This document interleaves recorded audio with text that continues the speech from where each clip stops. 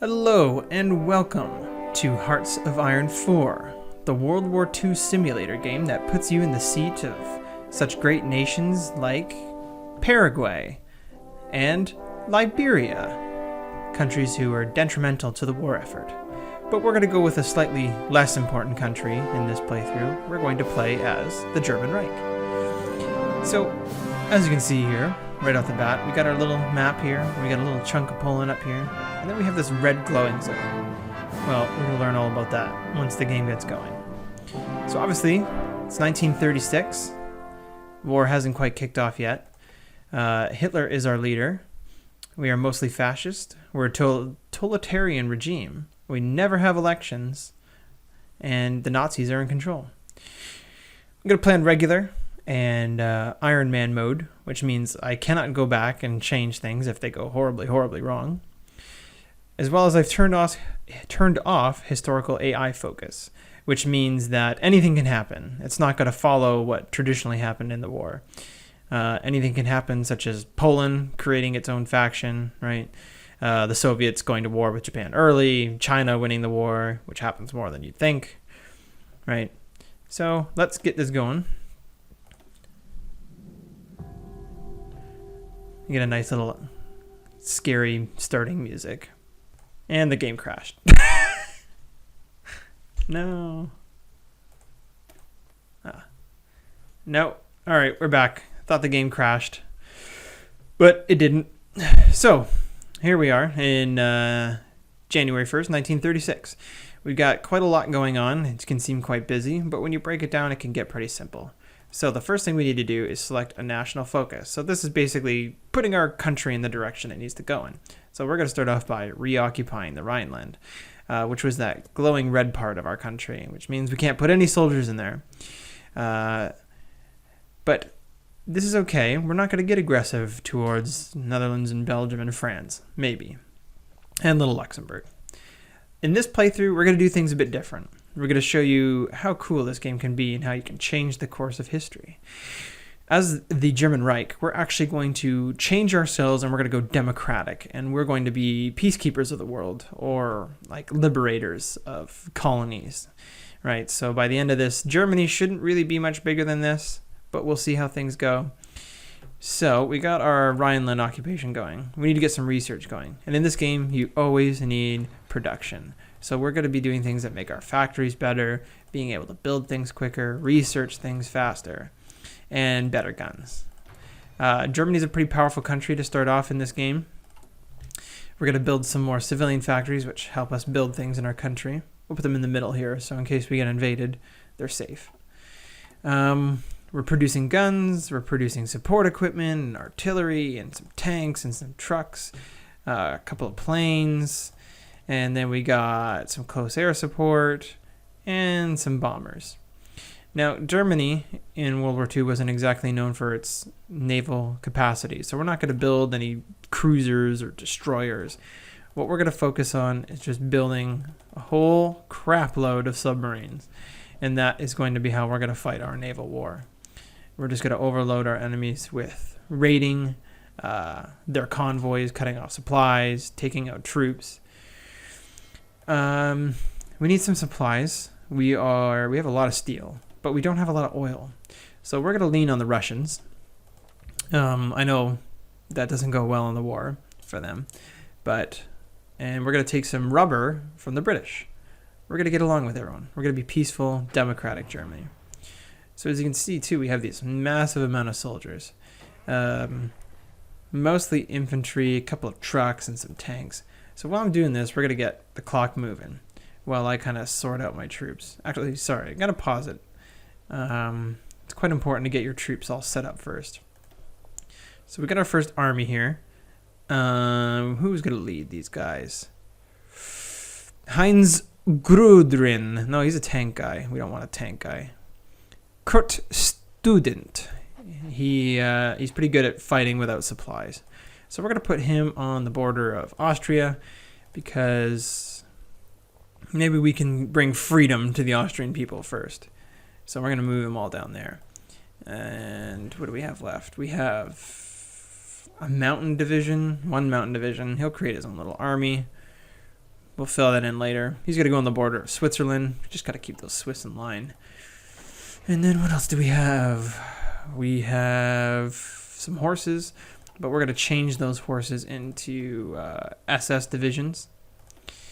So they're nice and motorized, quick attacking, put them in their own army, and they will be given Frederick Palulus. I don't know how to say these German names. They're going to sit on the border of Czechoslovakia.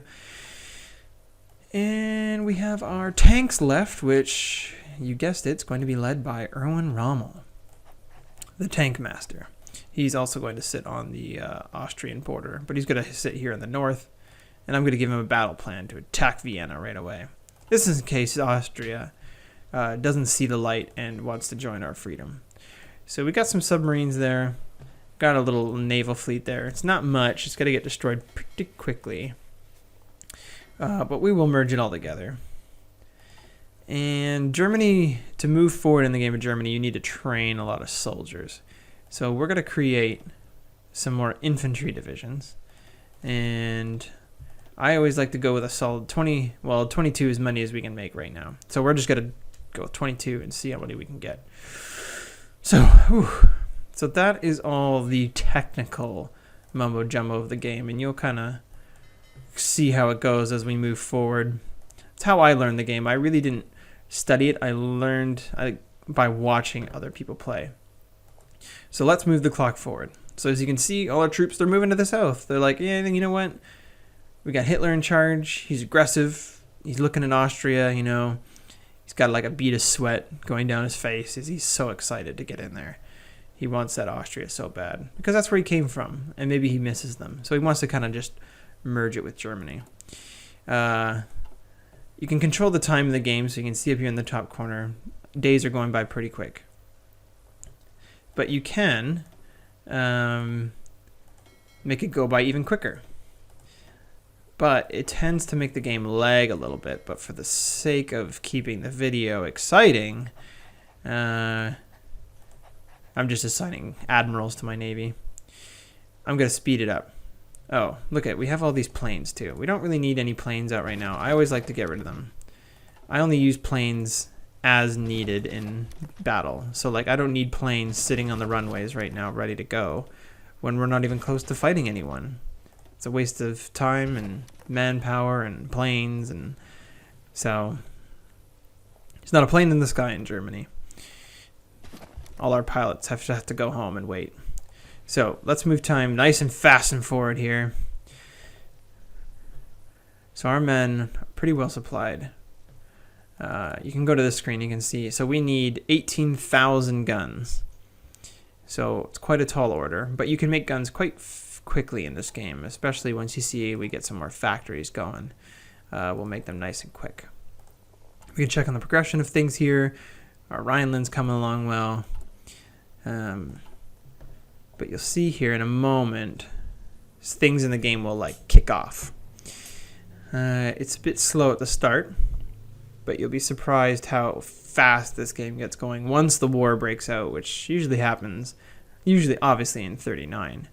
But we're going to be democratic Germany, so I'm not sure how that's going to mess with the timeline of things. So we've reoccupied the Rhineland.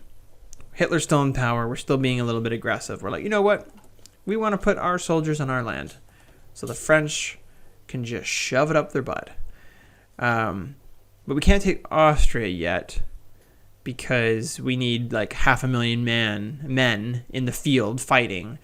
We don't have that. So what we're going to do is we're going to start focusing on building industry up in Germany. So you see a little news article came up saying, oh yes, Germany is troops in the Rhineland territory close to the French border in clear violation of the Treaty of Versailles, but the world decided to do nothing. So, you know, stuff that happens. So, well, now we're going to start taking the country in the different direction. So we're going to put Kurt Schumacher into our things. He's going to start pushing democracy in Germany. So eventually we'll turn democratic and like our flag will change. So if you notice here in the top corner, you're like, oh, that's not what the Nazi flag is. It's just like a German flag. Yeah, they kind of had to change that because the swastika is like illegal in Germany that can't be in the game. So they just made it that to appease people. So the Nazi Party is debating democracy. Maybe they're not liking Hitler too much. And they're like, you know what? Let's get him out of here. Let's see if we can have some votes. So it's just showing you things now. So this is when the history's starting to change. We're starting to become democratic. It'll give you a clear show when things have changed over. So what do we got here? So you see we got some research we're going. So now we can research things faster because we discovered the light bulb. And yeah. So we're making the Reich Autobahn because nothing helps you win a world war like highways. And we could declare war on someone. So let's look at Switzerland. We could justify war, but like I said, we want to be democratic. We don't want to be mean to people. But maybe we want to bring freedom to countries that don't have freedom. Or like they're not democratic. Like Lithuania is non-aligned, whatever that means. So maybe we might want to bring some freedom to Lithuania. So we got some political points we can add. Since we're going to be going freedom. So we need like some more political power. Look at our democracy is moving forward pretty good. It's almost 25% of our country is like, you know what? Yeah, democracy. Democracy is where it's at. So as you can see here, we got some troops rolling out. And they're unassigned. They're just kind of chilling by Berlin. Right? We're not going to pressure them. But what we're going to do is we're going to throw these guys into a new army. Just give them like Wilhelm List. Sure, I don't care. Let's move past that. We're going to build... What do we want? We could have a treaty with the USSR eventually. Let's just keep working our way towards industry. So these guys are chilling by Berlin. But we're going to put them on the border with Poland. Can never trust a Pole, I guess, in this time period. Everyone was kind of iffy about each other, not liking one another. What do we want to research here? We're going to get some radios going. Radios help our troops move up. Oh, so we're at an impasse here. We want some factories. Yeah, things are moving forward here in the good old Reich. Got to keep pushing these soldiers onto this border. Oh, something's happened. Yes, I forgot. Yeah, let's look at this. The Spanish Civil War is kicked off. So we can get involved in this if we so choose, and I think we're gonna do it.